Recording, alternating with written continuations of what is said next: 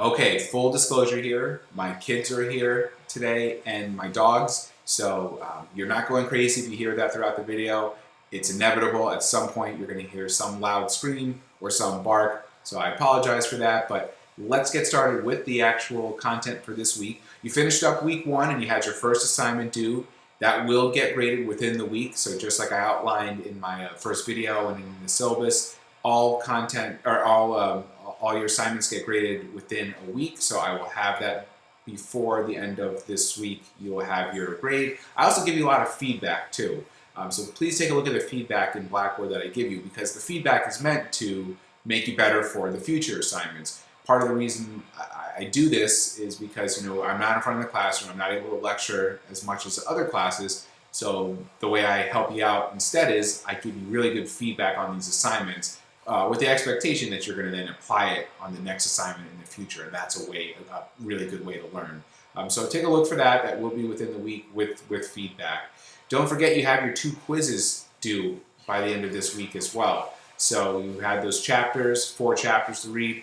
Those quizzes are all due by the end of the week, and we'll go over that again at the end of this video. So let's take a look at what you're doing this week. This is a really crucial week, week 2. This is like a foundational week that I consider, because you're learning how to put together a story. Now, there's that first week you're just being exposed to media and news and a little bit just how this course is working. Now you're actually learning how to write a story, and you're beginning one of your written stories this week. So this is where it's starting to be all put together, and the things that we learn this week are going to basically be what you use for the rest of the semester. So I also tell you that because for the chapters this week, it's leads and story structure, which we're about to go a little bit over right now. Make sure you're really focusing on it, you're really absorbing these lessons. It's not just for the quiz. You do have a quiz and a writing assignment, but it's not just for that. This is what you're going to be using for your writing assignments, and it's the building blocks for the rest of this course. So make sure you're understanding and you're trying to be focused on the actual lessons that are being told, and not just trying to study for a test. All right, so let's take a look at just the outline for this week. You are going to complete those 2 quizzes. Again, chapters 1 and 2 and 4 and 5. You're completing those quizzes, and a new exercise by the end of the week, which is in the homework folder. All that's done by the end of this week. You're also going to start chapters 7 and 8, which the quiz will be due not at the end of this week, but at the end of next week. So again, about 2 weeks to get that quiz done. You do not have to read pages 125 through 134 in chapter 7, though. So it's just, you can read it if you want. It's just not going to be on the quiz. I don't think this is relevant for this course. So that just saves you a little bit of time right there. You're going to be reading the example of a hard news story, which we're going to go over a little bit in this video. But you're going to be we're going to read this hard news story, especially after you've read the chapter. By reading the chapter, I think once you read the hard news story, you can be able to make a lot more connections from the lessons that are being taught in the chapter to actually seeing how it's actually played out, how a real professional will write that news story using those lessons. You're going to begin your hard news story. There's a whole other video that goes over that. You have 2 weeks to do it. That'll be the next video that you watch, but you're going to be actually starting your first written assignment. And this one, not on a test or anything, it's just part of not part of a graded assignment, but I'm asking that you read a few news stories each day. So in the local paper, the Hartford Courant or wherever else you may live, if there's a paper that you get, in national stories, so the New York Times or Wall Street Journal, Washington Post. I want you just to start reading a few news stories. The reason why I want you doing that is because you are going to connect so much more with what you're learning in this class when you're seeing it being applied. And it's going to really help you out in your own writing for this class. It's going to help you out with future assignments, because you start to make these connections. Once you start to make these connections, it just feeds back to you. And then when you start doing the writing, it just makes those lessons that you learned even stronger when you're actually seeing how it's being done in the workforce. So I really encourage you to start reading news stories and being very conscious of, oh, I see, I learned how to do a lead in class, and look, I see it being used here. I learned all about quotes in class, and look how they're being used here. It's just going to make the learning that much better for you, and that much easier for you to comprehend these lessons. All right, so the chapters are going to really help you out with story structure, but what I want to do is just give you kind of a foundation here of what you're going to be learning, and just verbalize it as well. So we write news stories and we write press releases, which we'll be doing next week, which is for public relations. But when you're writing basically a story for the media, it's what we call the inverted pyramid. Here's my picture of the inverted pyramid. You've got lead, nut graph, lead quote, facts, and an ending. This is your basic structure. Not every news story is going to be like this. There's some that, it's a variant of this structure. There are some that kind of follow this, but there might be a few that mixed up, a few differences here. But this is just the guideline. This is your basic guideline of how you're going to write a news story. And it's the fundamentals, right? It's basically learning the fundamentals. So if you learn the fundamentals, you'll know when to break the rules, you'll know when to go away from this, but you need to have a good grasp of how you write a news story. So that's why we're really focusing on writing in this structure. And you'll see most news stories are written this way, and the one that I show you is written this way. So what exactly is the inverted pyramid? Why do we write it this way? Well, the reason why it's an inverted pyramid is because the story goes from very broad to very detailed, to the specifics. And here's what I mean. Your lead is the who, what, when, where, why, sometimes the how, but it's the W's basically. Who, what, when, where, why. You want to try to get those in the lead. You're not always going to be able to get all of them in the lead, but you want to try to get most of them in the lead. And so you might be asking, well, wait a minute, that seems very specific. Aren't you giving me all the details if you're putting in the lead? Well, no, you're giving just the generalities. So, for example, if I said something like a University of Hartford professor was arrested on Wednesday for breaking computers in a classroom. So you've got a few pieces of detail there. You know the who, it's a University of Hartford professor. You know the what did he do? He broke some computers. You know the where, in a classroom at the University of Hartford. You know when, I think I said yesterday, right? So you know when, you know why. I didn't give you the why. Maybe I could have added that in the lead too. But you get the idea. I got a lot of the W's in that lead. So I did get the W's in there, and I did give you it, but it wasn't the specifics. I didn't tell you what the name was. I didn't tell you which classroom.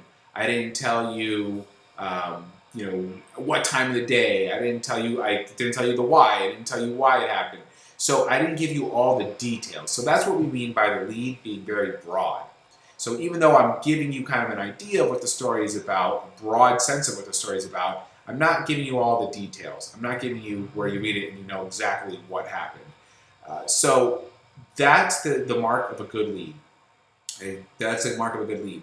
That within that lead, you know the idea of the story, right? Just with that lead, you know kind of what happened. You understand what the crux of the story is. You understand the focus of the story, but you don't know all the specifics. And that's what we mean. So we're starting off broad. That's why it's an inverted pyramid. It's very broad.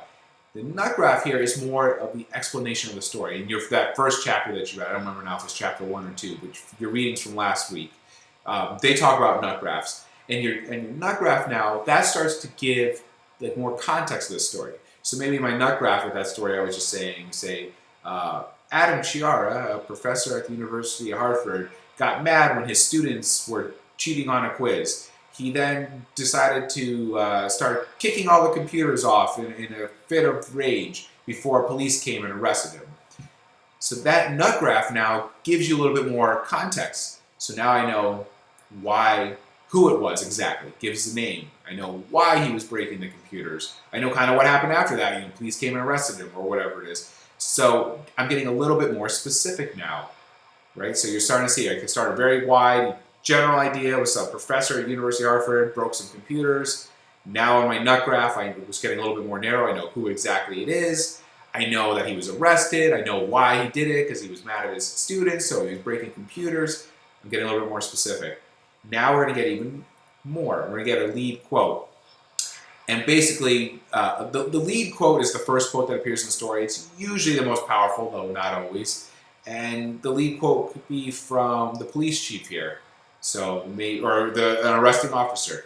So maybe after we talk about that he was arrested, the next quote is of the police officer. It says, "Yeah, when we got to the scene, he was belligerent. I've never seen somebody so mad about anything before. It took 3 of us just to arrest him." Right? That was very specific now. I'm giving you a lot of specifics of what actually happened at the event. And that's my lead quote. Or it could maybe be the university president, the University of Harvard president. We're really upset that that a faculty member would act that way. It's not reflective of the other professors at the university. So it's just one of the more powerful quotes of the story. You want to get quotes in your story, and you want to get them pretty early in the story, because quotes are like the spice of a story. That's the best way it was ever described to me. You know, you've got think of your story as a meal. You've got your meat and your potatoes, that's your nut graph and your lead. You've got the side dishes, that's usually some of the extra information and the ending. And the quotes are the spices. That's what gives you the taste of the story. That's what makes it interesting, right? Because we're interested in people, what they have to say. So you want to get interesting quotes in there. Your book will talk a little bit about that, what makes an interesting quote. But you want to get that lead quote in there. Then we're getting more specific here. We're getting more facts and more quotes. So maybe we talk how long I've worked at the university. Maybe we talk about what class I taught. Maybe we talk about if I had a history of this before. Those are all interesting other facts. Maybe we get a few more quotes of maybe my colleagues who have worked with me or a former student gives a quote about it. And then the ending just wraps it up. Professor Chiara was, is in jail and will have his court date in 2 weeks from now, right? And that's my ending. And just kind of wrap up the whole story.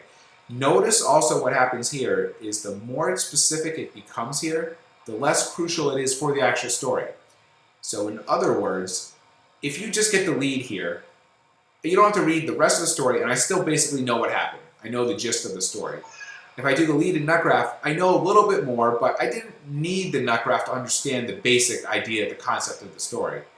If I have the lead and the nut graph, which are really the most important parts of the story, and then I cut off everything else, the quote, the facts, and the ending, that's okay. I still know what happened, right? This is nice, but if I cut it out, I don't need it. And the reason why I'm explaining this to you is this is why you want to start off with the lead. You don't want to have the lead quote to start, because if you cut off the rest of this and you just have the lead quote, you still have no idea what it was about, what the story is about.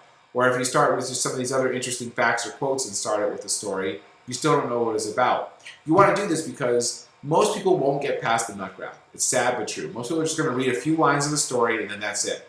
So you want to make sure that within those first few lines, whether they're reading it on the phone, right, so they're just going to read those first few paragraphs, or if on a physical newspaper, they don't want to turn to the next page, that they'll know what the story is about within those first few paragraphs.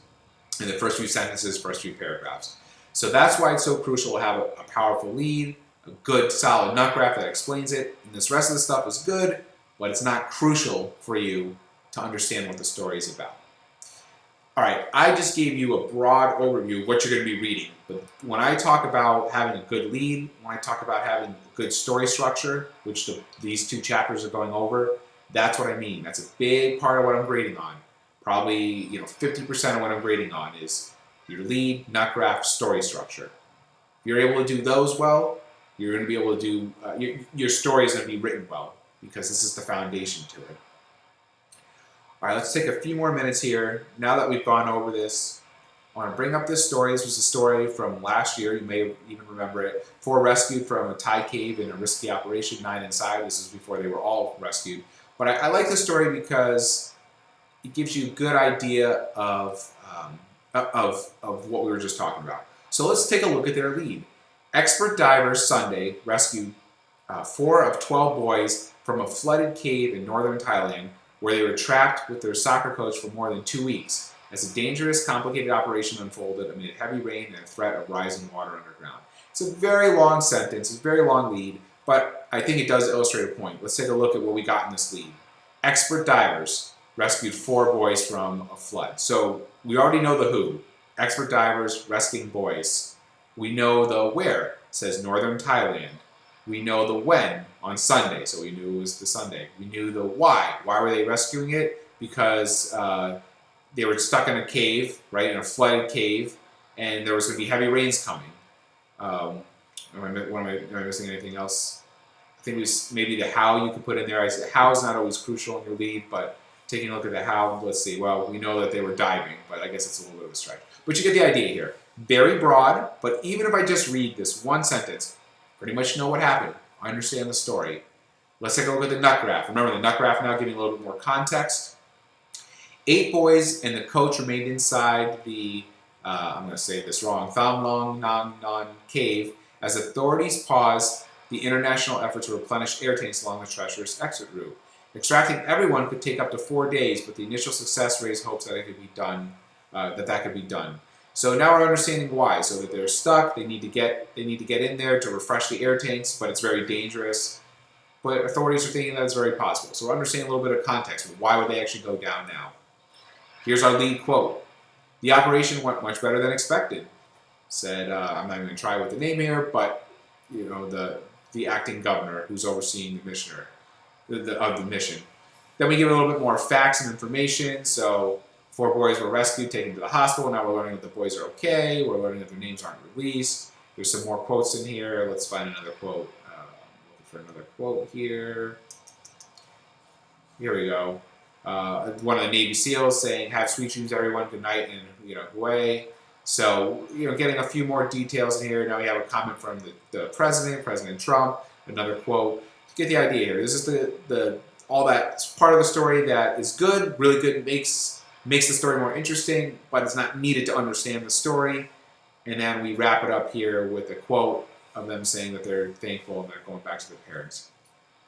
So what I think is good is I just gave you a very quick overview here, but after you read the chapter, after you start to read, understand this a little bit better, take a look here and see if you can identify all this in the story. What is the lead? What concepts are being used? What's the nut graph? What principles are being used that the chapter goes over?